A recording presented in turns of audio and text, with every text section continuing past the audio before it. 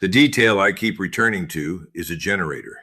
A diesel generator at a Ukrainian battalion command post north of Lyptsi, running at half load on the evening before the engagement opened, with a fuel reserve calculated for 72 hours of operation under standard consumption assumptions. The officer who had signed off on that reserve had done his arithmetic correctly. The arithmetic was based on the assumption that the command post would be drawing power at its planned operational tempo, with the planned communications load, supporting the planned number of subordinate units across a planned operational picture. None of those assumptions would survive the first 12 hours of what was coming. The generator would run dry inside 40 hours rather than 72, not because it had been miscalculated, but because the conditions it had been calculated against had stopped existing. And by the time the fuel ran out, the question of whether the command post had power would no longer matter, because the command post itself would no longer exist as a coherent node in any network.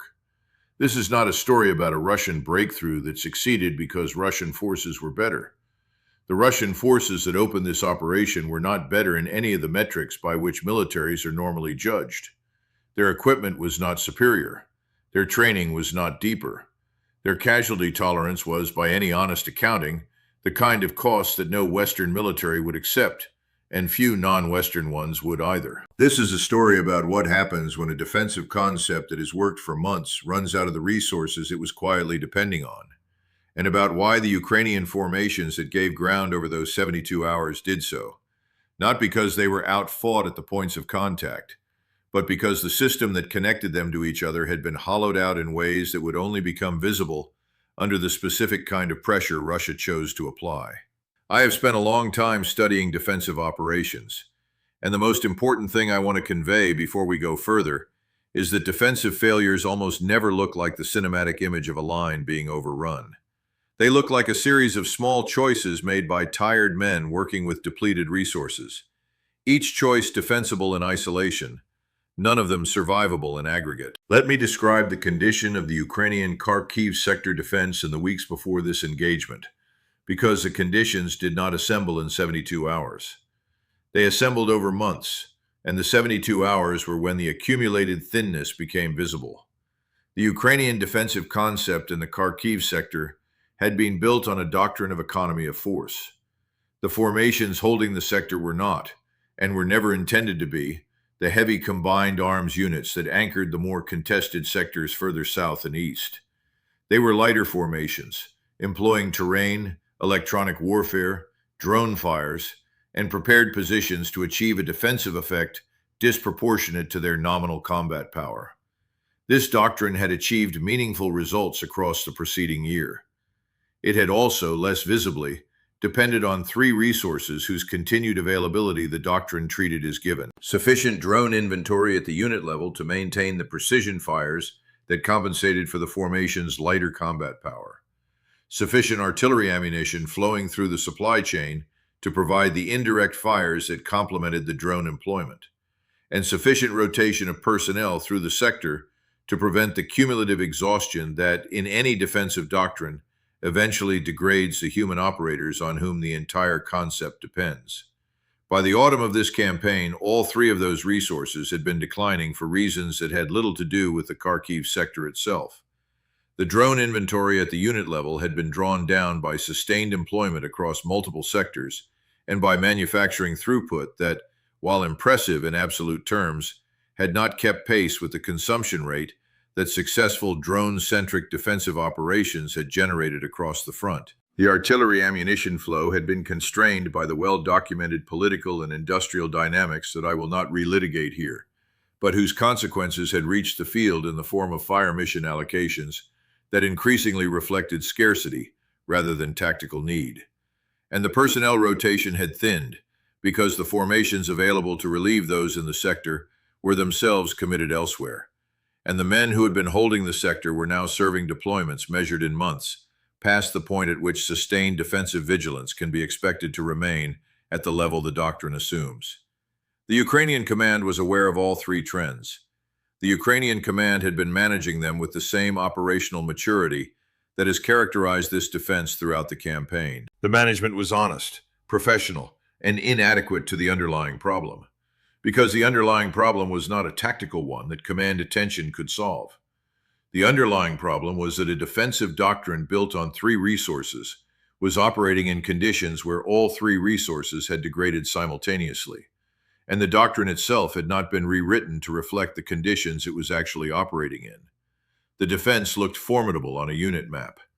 It was, in its actual sustained combat capability, operating much closer to its lower bound than the public picture suggested. Russian planners had been studying this trend with the patience that Russian planning at the operational level has, at intervals during this war, demonstrated when the political leadership has permitted it. The intelligence picture they had assembled was not built on dramatic single sources. It was built on the same kind of pattern analysis that competent intelligence services have always conducted. The frequency and characteristics of Ukrainian drone employment in the sector, which had been shifting in ways that suggested husbanding rather than free employment. The response times of Ukrainian artillery to Russian probing attacks, which had been extending across recent weeks in patterns that were consistent with scarcity rather than tactical adjustment. The radio discipline and operational tempo of Ukrainian formations under low-level pressure, which had been showing the small but unmistakable indicators of fatigue that experienced intelligence officers learned to read. The Russian command did not need to discover a secret. It needed to read the picture in front of it carefully and to draw the correct conclusion about what kind of operation that picture would support. The operation Russia chose was not the kind of operation Russia has often chosen in this war. It was not a mass assault designed to seize ground through sheer expenditure of life. It was, in its design, more sophisticated than that, and giving the operation its due is part of the honesty that this kind of analysis requires. The opening phase was built around three simultaneous pressures applied across a frontage of approximately 40 kilometers, with each pressure calibrated not to achieve breakthrough at its specific point, but to force the Ukrainian command in the sector to commit its remaining drone inventory and artillery allocation in patterns that would reveal the depth of those inventories. The objective of the opening phase was reconnaissance through pressure. The Russian command needed to confirm, in the field, what its intelligence assessments had suggested about the condition of the resources underwriting the Ukrainian defense. The first 12 hours of the operation were in effect a deliberate test of whether the defense could sustain its established response tempo against pressure of the scale Russia was prepared to apply. The answer that came back from the field in those 12 hours was the answer Russian planners had been hoping for, and that Ukrainian commanders had been working to prevent. The defensive response was professional. The defensive response was tactically correct. The defensive response was also, in volume and tempo, measurably below the level that the same formations had demonstrated in earlier engagements. Drone employment was disciplined and effective at the points of contact, but the volume employed was lower than the doctrine called for. Artillery responses were accurate and timely against the priority targets, but the lower priority targets were going unaddressed in patterns that suggested the fire mission queue was being managed against an ammunition constraint that the doctrine had not been written to accommodate. The formations were doing the right things. They were doing fewer of them than the situation required, and Russian commanders watching the response in real time could now calibrate the second phase of the operation with confidence about the shape of the resources they were facing. The principle I want to name here, because it is what gave this operation its shape and what the engagement turned on, is that a defensive system derives its strength from two things working together: doctrine and resourcing.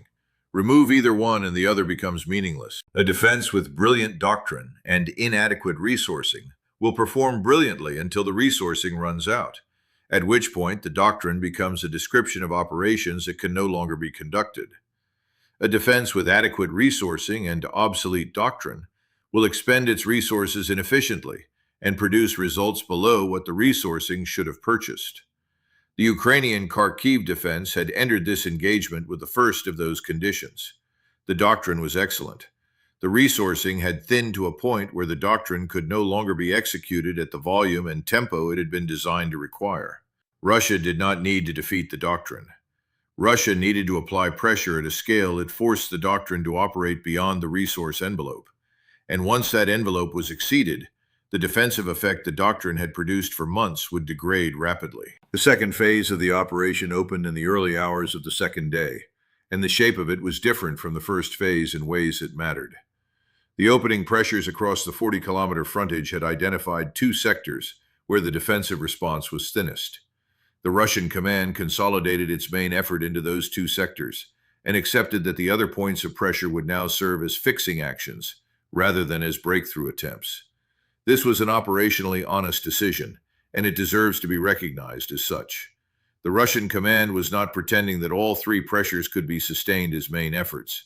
It was identifying where the defense was actually weakest and applying weight against that weakness while maintaining sufficient pressure elsewhere to prevent the Ukrainian command from concentrating its response. Inside the two main effort sectors, Russia committed assault formations whose composition had been adjusted from earlier in the campaign.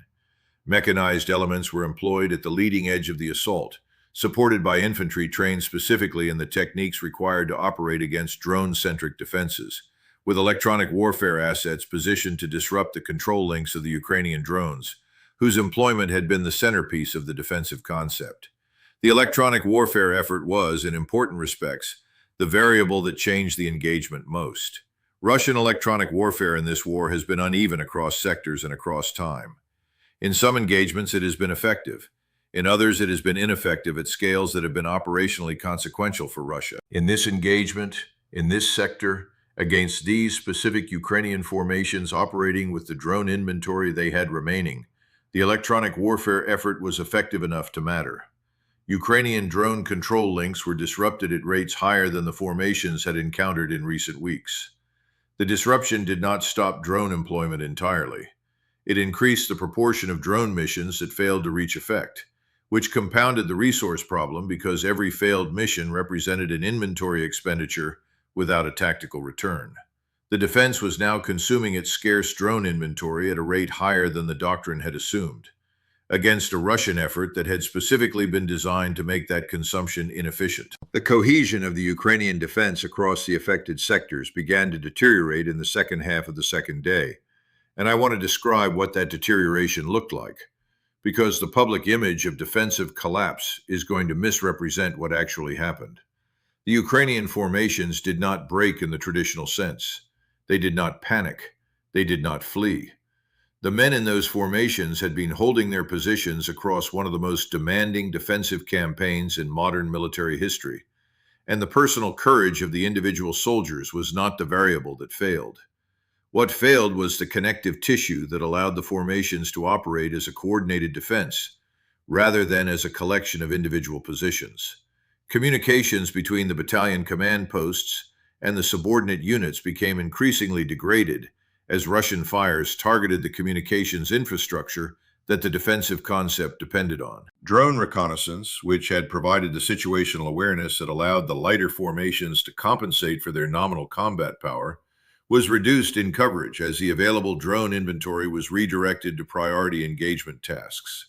The fire support that had been compensating for the defensive thinness was now being allocated against a queue that was longer than the available rounds could service, which meant that formations under pressure were waiting for support that in some cases never arrived.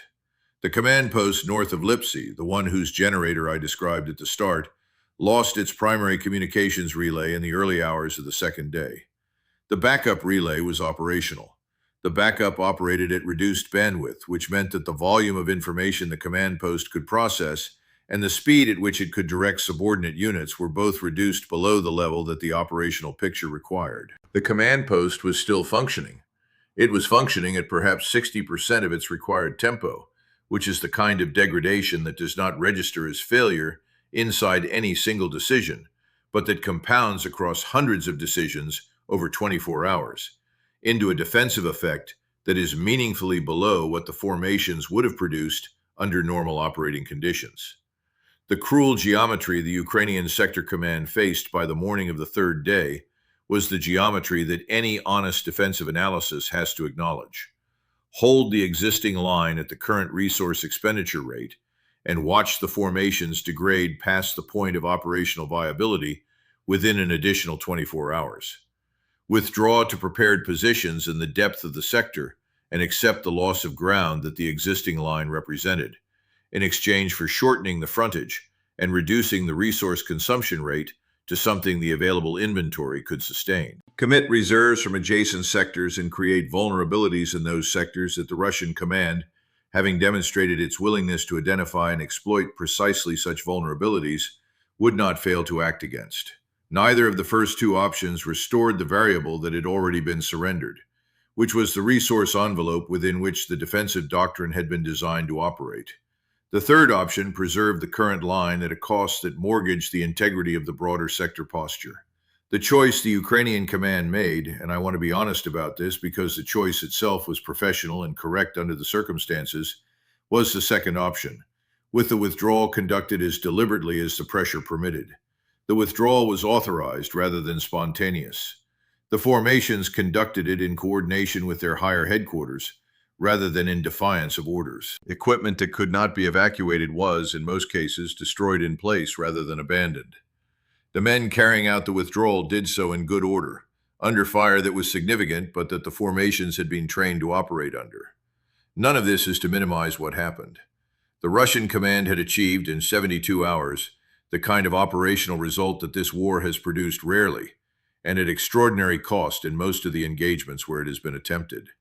The result was achieved because the conditions had been read correctly, and the operation had been designed to exploit those conditions rather than to overcome a defense at its full strength.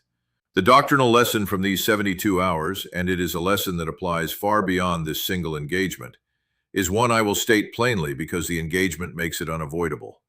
A defensive doctrine that depends on specific resources for its effect is only as durable as the supply of those resources. The Ukrainian doctrine of drone-centric defense, supported by precision fires and economy of force, has been one of the most operationally significant doctrinal innovations of this war.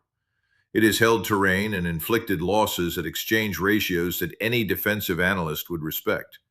It has also, like every doctrine that has ever been developed in any military, created dependencies that the doctrine itself cannot generate.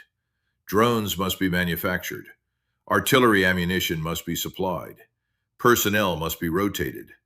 When any of those dependencies degrades faster than the doctrine can be adapted to compensate, the doctrine's defensive effect degrades with it, and no amount of professional execution by the formations employing the doctrine can fully substitute for the resources the doctrine was built to require. The assumptions that died across those 72 hours are worth naming with the same precision the engagement warrants. The assumption that drone-centric defense generates a permanent capability advantage rather than a temporary one, whose duration is tied to the supply chains that sustain it. The assumption that economy of force formations can hold extended frontages indefinitely against an adversary willing to apply concentrated pressure at the points of greatest defensive thinness. The assumption that the resource constraints affecting the higher echelons of supply do not propagate downward into the operational level on timelines that matter for ongoing engagements. And the deepest assumption, the one that runs through much of the public commentary on this war, the assumption that Russian command at the operational level is incapable of adapting its methods to exploit the conditions actually present in the field, rather than the conditions Russian doctrine has historically preferred. I want to address that last assumption directly, because it has shaped a great deal of analysis in ways that have not served the analysis well. Russian forces in this war have, in many engagements, demonstrated tactical and operational shortcomings that have been correctly identified and widely discussed. They have also, in other engagements, demonstrated adaptations that the public framing of Russian incapability has not adequately accounted for. The operation in the Kharkiv sector over these 72 hours was one of those adaptations. The planning was honest about the conditions it was operating in. The execution was honest about the limits of the assault force employing it. The result reflected the quality of the planning rather than the quality of the equipment or the personnel. Treating Russian forces as incapable of this kind of operation, when the evidence in front of us demonstrates that they have just conducted one, is not analysis. It is the comfort of a narrative that has, in this engagement, been disproved. The withdrawal is consolidated this morning on the new defensive line in the depth of the sector. The formations that conducted it are reconstituting under conditions that are, by the standards of this war, professional and orderly. Ukrainian command is conducting the operational analysis that will inform the response across the coming weeks. The Russian command is consolidating its gains and preparing for whatever next phase its planning has prepared for. The men in the formations on both sides are doing what soldiers in long wars do, which is to continue. The generator at the command post north of Lyptsi was abandoned in place when the withdrawal moved past it. And somewhere in a Russian intelligence collection point, the documents that were not destroyed in time are being read by analysts whose interest in them is professional and patient. The question I am left with, the question every defensive commander watching this engagement should be sitting with this morning, is not whether his own forces are capable. The question is whether the doctrine his forces are executing has been honestly examined against the resource conditions it is actually operating in, or whether it is still being executed against the conditions it was originally designed to require. When was the last serious audit of the dependencies underwriting his defensive concept? When was the rate of resource consumption last reconciled with the rate of resource supply? And if the doctrine his force depends on has quietly become unsustainable, while the operational confidence it produced remains in place, would the first sign of that gap arrive at his headquarters as an unremarkable fuel calculation for a generator at a command post that, 4 days from now, will no longer exist as a coherent node in any network?